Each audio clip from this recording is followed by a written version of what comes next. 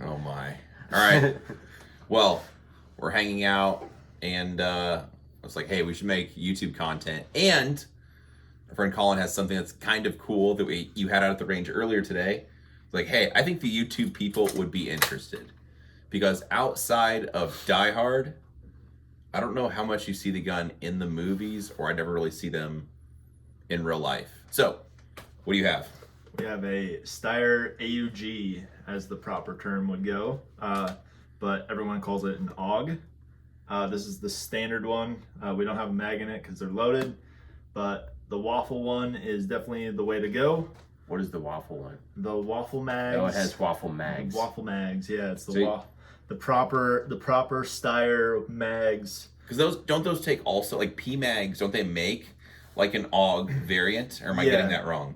Yeah, so I can kind of go down the journey of how this became this. I wanted something that was just silly and broke up the monotony of like regular rifle shooting. Okay. So I went and bought the NATO version, which takes P-Mags, because I was thinking like, if this gun doesn't turn out to be as fun as I want, just ditch it. Then it takes the regular mags that I already have, so I'm not heavily invested outside of the gun, because I already have AR mags. Well, then I started to realize like this thing is fun, and from there seeing the online discourse of people being like, oh, this thing sucks, you can't really shoot it that fast, the trigger's really bad, blah blah blah blah blah.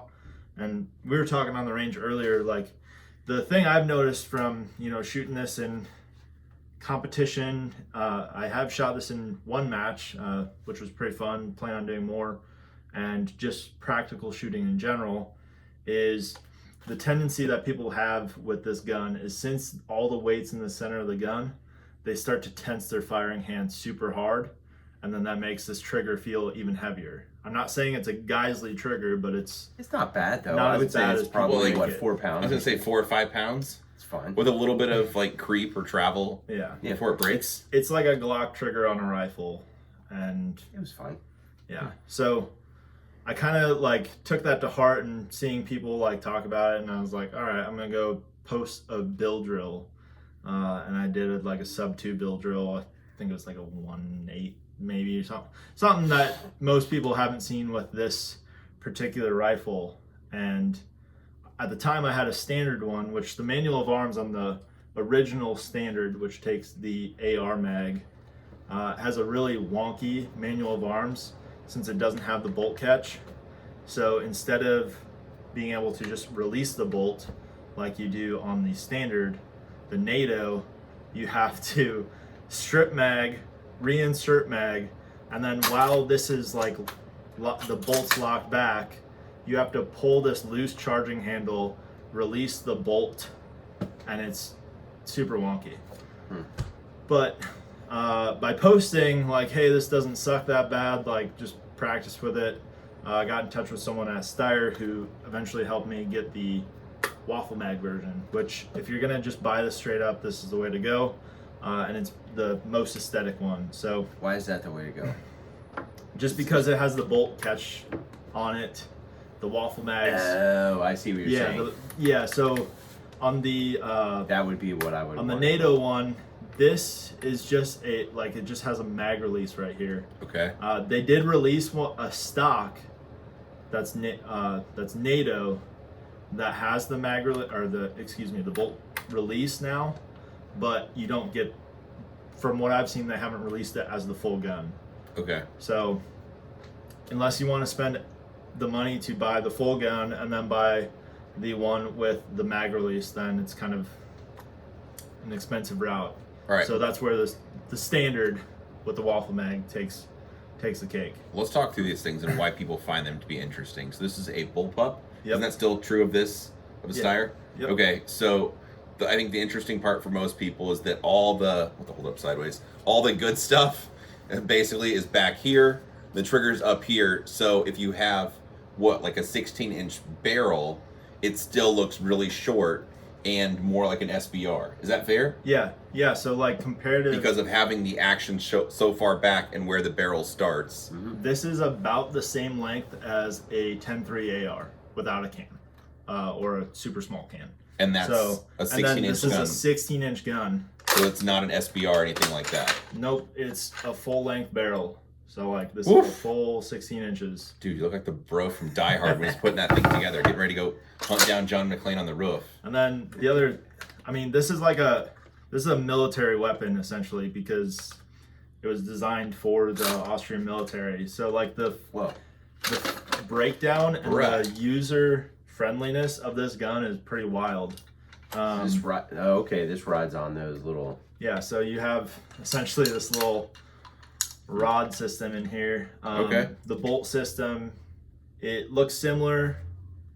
It's kind of got very familiar looks if you've seen, you know, your regular AR-15 stuff. There's a little pin and clamp back here. I won't take that all apart, but like overall the ownership of this gun is super simple, and it's something that surprisingly shoots really soft. I know with different bullpups, like I've shot a Tavor, not super. Yeah, I used to own one super of those. big fan of them. How sensitive is this thing to cleaning?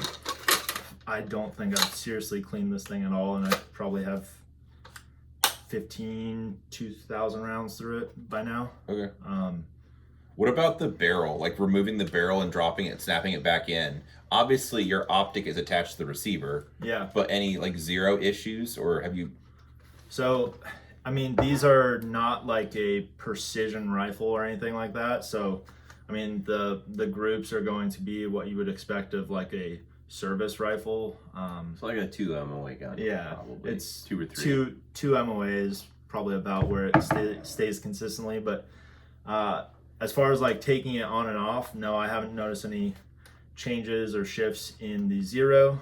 And then from there, like, again, it's super simple to put back in. Dude. And that's it. So like, what is the button that you're pushing to do this magical act of taking the barrel out? so pretty much you just have to lock the bolt back. Is it this button right here? And then from here, yeah, there's a little lever. It's like a button / lever, and you just press this down. Oh, I see. And turn it. Off it goes. Dude, I'm ready for the movie Die Hard. Now that I know how to do all this stuff. But yeah, so like I fell in love with this gun because of Counter-Strike. Like that's kind of where I got into this.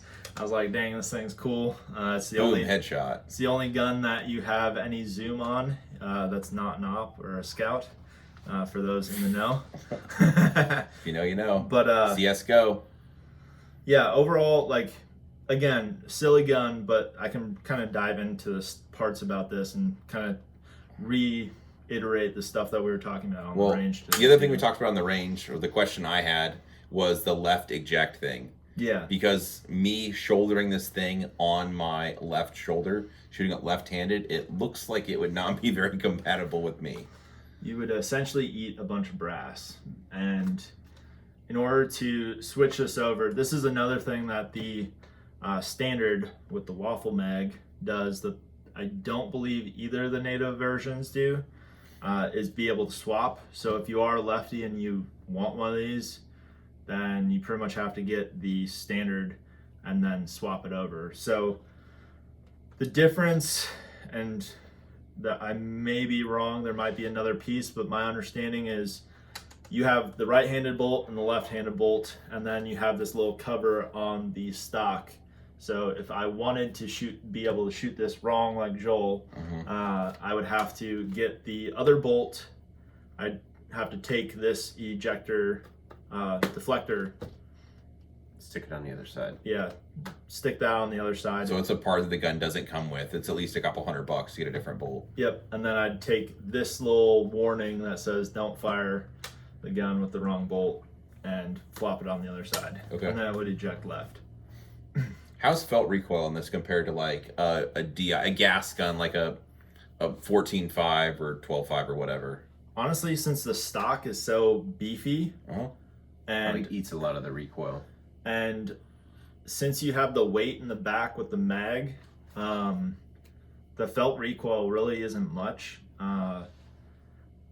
The biggest thing you notice is it's a little bit more clunky. You can kind of like if you've ever shot like an M16, you can hear kind of like that sproing that you hear in the A2 stock.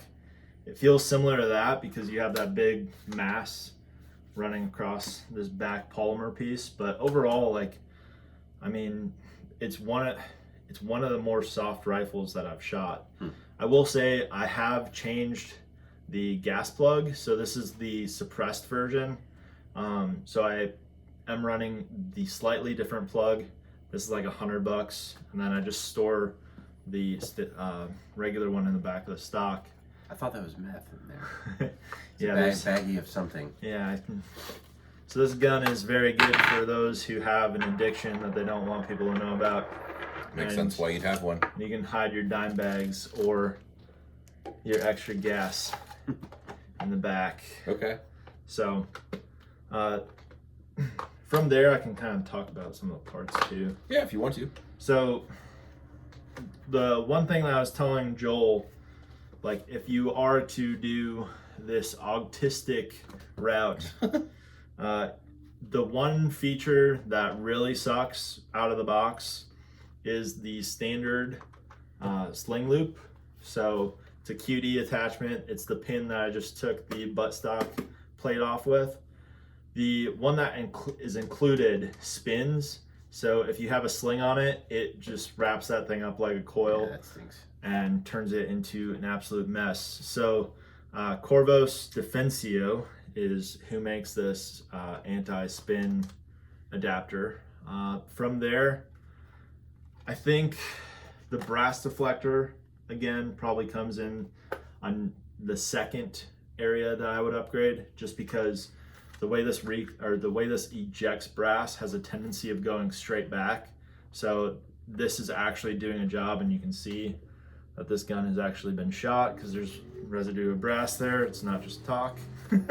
But it's needed because it deflects it away from your face and makes it not seem like it's whizzing by your ears much. From there, the mag release, another Corvos Defensio type deal. This is definitely a nice feature. It just makes a bigger area to grab and or to press and then grab out the mag. You do have to strip the mags on these because they're not free falling. Just your hands up there. Yeah, just the nature of it. And then too, like when you are reloading, like the mag release being here on the standard makes it super simple and very familiar to what you do on an AR. You're just doing it behind your shooting hand rather than in front. From there, the charging handle, again, the Corvos Defense or Corvio Defensio or whatever, they're like the primary people who do a lot of aftermarket stuff for the AUG. This charging handle, you can essentially angle it in any direction that you want. The standard one just sticks kind of straight up.